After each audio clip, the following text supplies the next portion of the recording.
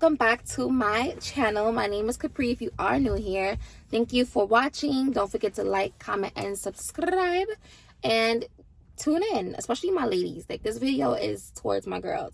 So if you're interested in knowing how I got my car, things I did, and little tips and tricks, stay tuned. So in this video, I didn't vlog my car experience. I just started doing YouTube, but I do have some clips of me in the dealership. I'm gonna tell you guys, how much I put down, price points, how to, really just be careful when you are making such a big purchase like a car. And I did forget my SIM card, so I'm vlogging on my phone. So if I'm close to the camera, please don't mind me. Just ignore it. We getting comfortable, all right? We're gonna just get comfortable. All right. So my car that I purchased is an Audi A4, which is my baby. Like, I've always loved Audis. I've always wanted Audis. Audis weren't my first choice because a lot of people were, telling me, oh, don't get a luxury car as your first car. Make sure you get a regular economy car because, as a first-time driver, you make mistakes and this and that. And, the cost, like, it's a lot of money. So, me being who I am, I'm just like, no, like, my first car is going to be the car that I want.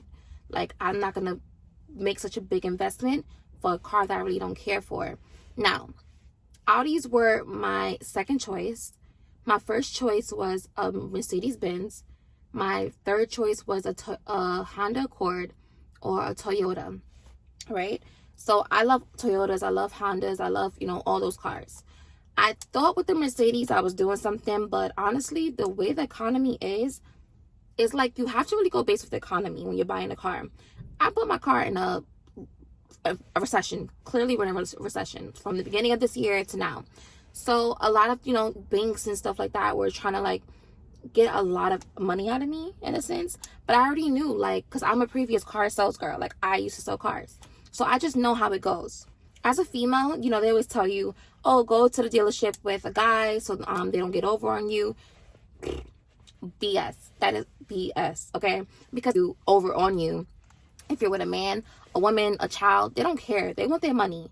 But being that, I'm so smart and that I have experience in selling cars, I just kind of knew how, the game goes. So I put down $1,500 for my car. I was going to put down $1,100 because that's really what I wanted, because you still have to have money for your insurance. So when you buy a car, you're not just purchasing, your down payment that day. You're going to pay for your insurance. So keep that in mind. And I'm also younger than 25. So my insurance is a little higher based off where I live as well. I live in New York City, so we don't need to have cars or, drive cars. So honestly, like, it's a lot, which is why they say your first car should be something that you can maintain throughout the years of your loan and your insurance. So depending on your income, everybody's different, I don't know. But depending on my income, I was able to put down a certain amount and pay a certain amount a month, right? And plus my insurance, because I would have money left over. So I went by myself to purchase my car. Like, nobody went with me. I just woke up one day and was like, I'm gonna buy a car. That's it. Like, it's mine. Because I feel like, online prices is different from when you are in the store, because you always have to add on a little bit more money. So let's just say a car is advertised for $23,000. They hide the other $5,000 that's also added on to that car. So they come up with document fees, maintenance fees, dealer prep fees. Like, it's all these other fees when you go to the dealership. So every time you look at a car online and it says it's $23,000, add extra $3,000 to that. If a car is $19,000, add an extra $4,000 to that. And that's how much your loan would be typically. When you are purchasing a vehicle, I would say to always read the paperwork that you're signing. Always know what you're signing off for. If you don't want warranty, that should not be in your contract at all. Understand the fees that they're adding on and see if you can negotiate, because negotiating is a big part of what the finance department do. Negotiate. If you're looking to be at a certain price point a month, I would definitely say walk in there and stick to your price point.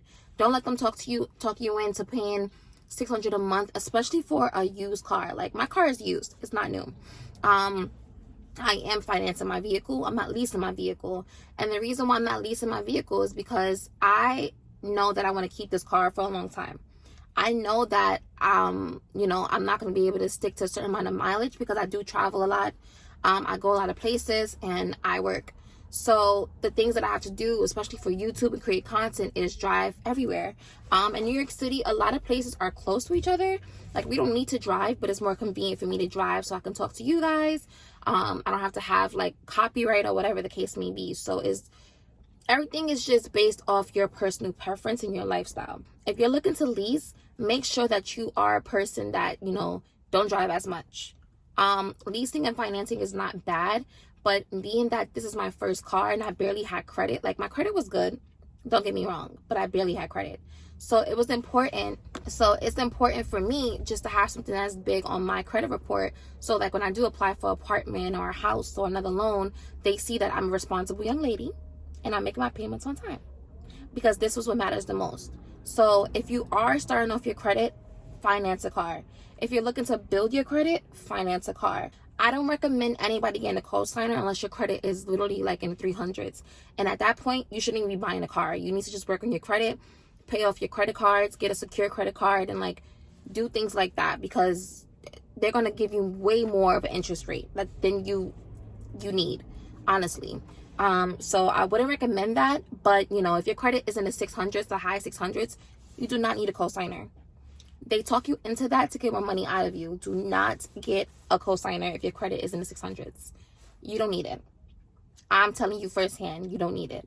Another thing I want to tell you guys is just make sure that you are being smart when you're purchasing your car, making your payments on time, and keeping in mind your insurance, because, insurance is crazy. Like, unless you live in a state where like insurance is cheap, like PA, the South typically, try to just like know beforehand, like, okay, I'm gonna need money for my insurance and for my loan. Read your contract, know your numbers, like negotiate, speak up for yourself, because they want money. Everybody's there to do a job. Your job is to purchase the car and make sure you like the car. Their job is to make a profit off of you for their dealership and for their commission check.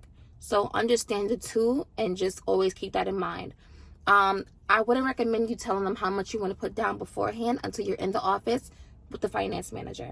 Also, so when you're buying a car, I also would recommend that you check the Carfax. I think checking the Carfax is super important. Like, if a car was in a previous car accident, I don't think you will want that car. Just because it might have problems on the car that the person who had it before didn't want to deal with, so they sold it to the dealership. It's sketchy. There's cars that have been in accidents that's still good, but then you got to also know what kind of accident it was in. It could have been a bump to the back of the car while the car was parked. It could have been a rear collision. It could have been anything. Front end. It could have been anything. So make sure you are checking the Carfax. You're getting a full Carfax report, and you're even asking the dealership to show you that Carfax report, because I think you have to pay for it, but they get it for free. So make sure you are asking those type of questions, because that's super imperative. Check the car before you purchase it. What I did wrong with my car was that I didn't like inspect the whole thing. So I didn't really take a look outside of the car to see if it was good. I just kind of test drove it and was like, okay, it rides smooth, I'm good. That's it. But when I left the dealership, I noticed that my TPS light was on, which is a tire pressure sensor, and my tire kept getting low. So I'm like, I just purchased this car. Why is my tire so low? I'm like, why every time I'm driving somewhere that's like 9 miles away, my car is like beep? Like, the sensors on this car is like so sensitive. So I'm like, why is it happening? Like, I don't drive crazy. I'm a new driver. I'm fairly scared of the road. So why? But come to find out, the car had what was it? It had a bad tire, basically. Like, it was just bad in the back. And that's super important, because you need to be on that road.